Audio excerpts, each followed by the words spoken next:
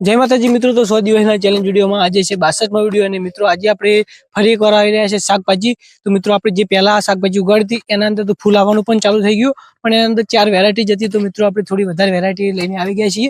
તો તમે જોઈ શકો છો પેકેટ ઉપર કારેલા, તુરિયા, ભીંડા, ગલકા, કાકડી, ગવાર, રીંગણ, દૂધી અને ટામેટા.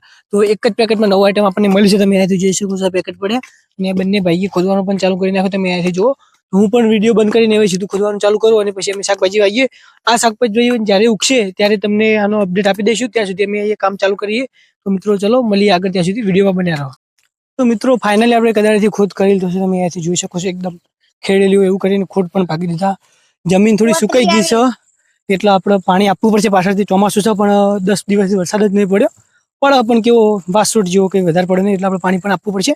તો તમે અહીંયાથી જોઈ શકો છો અહીંયા વચ્ચે જે આપણે જગ્યા છોડી તેના અંદર આપણે ભીંડા ઉગાડી રહ્યા છીએ. અહીંયા જે ગેફો પડી ગઈ ગવારની અંદર, તો બીજો ગવારનો પણ બીજો આપણી જોડે છે, તો એને આપણે ગાળા પૂરી દઈશું. તો ચાલો મળીએ આગળ. તો જો મિત્રો ફાઇનલી આપણે બધા દાણા ચોથા એ રોપી દીધા છે અને ઉપર કમ્પ્લીટ માટી પણ નાખી દીધી છે. હવે ટાઈમ આવ્યો પાણી આપવાનું. તો મિત્રો પાણી આપવા માટે અહીંયા સુધી પાઇપ પહોંચતી નથી.